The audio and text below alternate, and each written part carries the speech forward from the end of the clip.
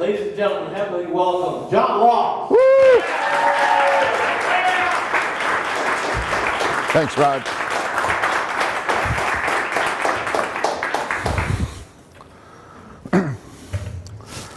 That's right. My name's John Loss, L-O-S-S, and I'm a lawyer. Great name for a lawyer. You can read all about me on my website, yourlossismygain.com. I've got some exciting news. I just recently became ordained in the Universal Church of Life. Now I'm offering package deals. I'll do a prenup, I'll do the service, I'll do 10 minutes of stand-up, and a divorce, all for $500. If you stay married for more than 6 years, you get $150 back. You can read all about it on the website. I just got back from an international writers conference in Dayton, Ohio, not bragging. Was in honor of Irma Brombeck. Some of our older members might know who she is. Men and 300 women there. It was great. And they had a stand-up comedy show on Saturday night. And so I got to do some time, and then I got a message from somebody the next day. It said, "You made us like a lawyer." So I wrote back, one down, 1,315,588 to go. Everybody there was pushing their books, so of course I had to bring my book, Just Plead Guilty. It's got my picture on the back.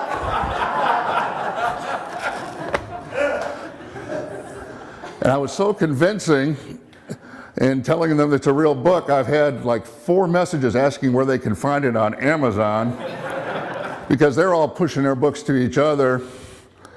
I'm afraid I'll piss them off. I'm going to tell them I have to write the book first. I know I don't look it, but my 50th high school reunion is going to be in September of next year. I grew up on the mean streets of Kenosha, Wisconsin. Not exactly a bastion of diversity. Our high school was so white that our class picture looks like snow-capped mountains on tops of arms and legs. We had soul food day in the cafeteria, which meant Swedish meatballs and lutefisk. And we had a social dancing unit in our gym class, but they had to stop offering the twist and the boogaloo because there were just too many injuries. I did good in school. I took the one science course that was offered and aced it. It was called Fire, Friend or Foe. But my proudest accomplishment in high school was I started the very first Future Bartenders of America Club. This was 1969, Harvey Wallbangers were big and all those fancy drinks. Now most clubs you have trouble getting teacher sponsors. We had to cut ours off at 50. And we met every Friday at 3:30 in the student lounge. Got so popular, teachers from other schools were coming over. And it was a great life. I'm in the middle of my 3rd midlife crisis. So I went to see a life coach. You guys all have heard about life coaches. I don't know what their credentials are, but they will tell you how to live your life. Now, me going to a life coach at my age is like the football player asking to be put in the game with like 10 seconds left to go. I mean, how much can they do? But they gave me a bunch of tests and everything, and they said, "I think you're a good candidate for senior NASCAR." We got any NASCAR fans out here? Yeah, I hear you. Senior NASCAR is pretty similar. There's little differences. You have to set your cruise control on 50. You have to turn your left blinker on, and you can only drive in the left lane. Your car has to be equipped with a cup holder, an evergreen air freshener, and a GPS with Wilford Brimley's voice saying, in 600 feet, turn left. In 600 feet, turn left. In 600 feet, turn left. Pit areas are pretty similar, although they have a Cracker Barrel restaurant in every pit area and a travel lodge. They have the best senior rates. But like regular NASCAR, they've attracted some big sponsors. Here's like the call from, a couple of weeks ago, they had the Senior NASCAR Daytona 500. This was in the second week of that race, and they said, now the Polygrip car number 14 is sticking close to the lead. The Depends car is bringing up the rear. Come on. And the Viagra car has surged to the lead. And if the Viagra car stays in the lead for more than 4 hours, it has to immediately leave the track and go see a mechanic. I've been a lawyer for a long time. I was hoping to get out of this, but I've taken on so many comics as clients, this is going to go on for a long time. But I'm not a criminal lawyer. About early in my career, a judge appointed me to represent a poor guy who had gotten involved in a drug bust. And he told the judge he couldn't afford $5,000 for a lawyer. So I got out my criminal law book, studied up, and went down there and was going to ease his fears. So I'm talking to him, and I get to the point where I say, you get a jury of 6 people. All of a sudden his head snapped up, his eyes went wide open. He says, don't I get a jury of 12 people? I said, you're right.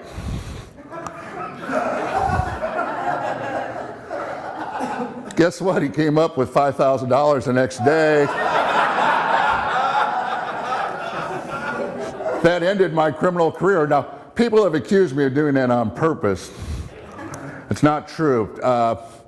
All I had done was civil cases. In civil cases, sometimes you do get a 6-person jury, but it just kind of worked out that way. Never had another criminal case. People say, well, what have you learned over the 40 years you've been a lawyer? Well, there's really only 3 things. One, if somebody says to you, with all due respect, they mean exactly the opposite. They mean, I can't believe you said that thing, it's so stupid. Secondly, your cousin who went to law school for 1 year does not know more than I do. And third, never, ever offer to give your client a ride home before the jury comes back. I did that once. It didn't turn out. It was a very long, awkward drive.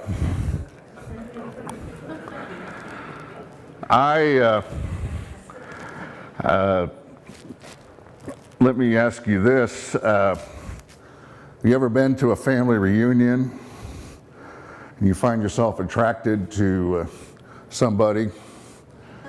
And in the back of your mind, you say, I remember like Albert Einstein married his cousin, so maybe there's times when this is okay. Well, I was too, so I did the research, like 4 pages of stuff. And for example, in Missouri, you can have sex with your first cousin, but you can't marry him. In Wisconsin, where I'm from, you can marry your first cousin if you're over 55 and you're sterile. Check, check.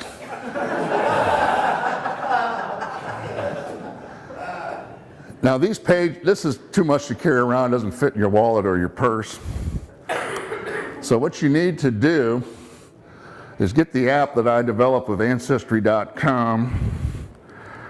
It's called isitokay.com. Very simple. Put in what state you're in, what kind of cousin you're interested in, and what you want to do. Comes back with a red light or a green light. And not only am I the president of isitokay.com, I am also a client. I'm looking forward to my next family reunion. You like porn? I want to make sure you're awake. You guys like porn? Yeah. I guess not. Anyway, I'm going to tell anyways. I got interested in porn in the 70s. Now, think about that.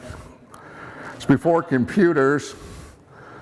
It's before big screen TVs. It's before VCRs. You really only had 3 options back then to see porn movies.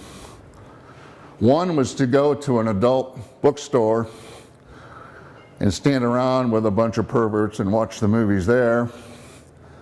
Second, you could go to an adult movie theater and sit around with a bunch of perverts and watch those movies. The third option, though, was to order them through the mail. You'd have to get like a Hustler magazine in the back that'd have a listing. These are 8mm films. They came on reels. So my friend David and I thought we'd like to get one, so we looked at the list. Someone that looked interested was called Svetlana's Party. And $49.95. We were so nervous we used a fake name. We were convinced that all our neighbors would think we were perverts. And back then that was not a qualification for running for Senate. So it comes in a brown paper envelope. We rip it open. I run the film over to my friend David's house because he's got the projector. And so he threads it through there. And with his dog Charlie, we sit down and watch 11 minutes of what we think is hot communist love. We couldn't tell what it was going on. Actually, it was very blurry. We watched it about 6 times, then I had to go home. So I came back the next day to continue my research. David met me at the door with a big, long face. He says, the dog Charlie had had enough, and he ate Svetlana's Party. Of course, I was crestfallen. But then, it confirmed my belief that dogs have a higher moral standard than humans. So the next time your dog's staring at you with what you think is unconditional love, he's really judging you for that movie you're watching on Skinamax. We're approaching the 50th anniversary of Woodstock. I think everybody's either seen the movie or heard about it. If you want a nightmare, think about people my age cavorting naked in the pools and in the fields back in 1969. So I'm really a proud member of the baby boom generation. And I want you to think about us in a little different way. We came of age in the 60s. We took America from Reefer Madness, the movie that tried to convince American youth that marijuana would turn you into a homicidal maniac, to Easy Rider, that film that tried to convince you that smoking weed would lead to riding motorcycles and joining communes. Spoiler alert, everybody who smoked weed in both movies was killed, so it was kind of a mixed message. But here's the deal. From my generation came the scientists and the engineers who developed the tremendous strains of THC and marijuana that the people in Colorado and other places are enjoying today. And following the early work of Dr. Bong, have developed all of these tremendous delivery systems. So the next time you see a bunch of guys my age in a McDonald's sitting around drinking coffee, don't avoid them or walk around them. I want you to walk right up to them and say, "Thank you for your service." You guys have been great. I love Costco. I just love the food and everything about it, the large quantities they sell things in. You know, you can get a casket there now, but you have to buy 3 of them that are shrink wrapped together. I've got a 5-gallon tub of mayonnaise I bought 3 years ago. I think it's still good, although I do hallucinate when I use it when I'm making a sandwich. But the other day, as I was pushing my 60 rolls of toilet paper towards the cash register, I was thinking, in light of my age and the advances in adult diaper technology, this is the last toilet paper I'm ever going to buy. Thank you very much. You guys have been great.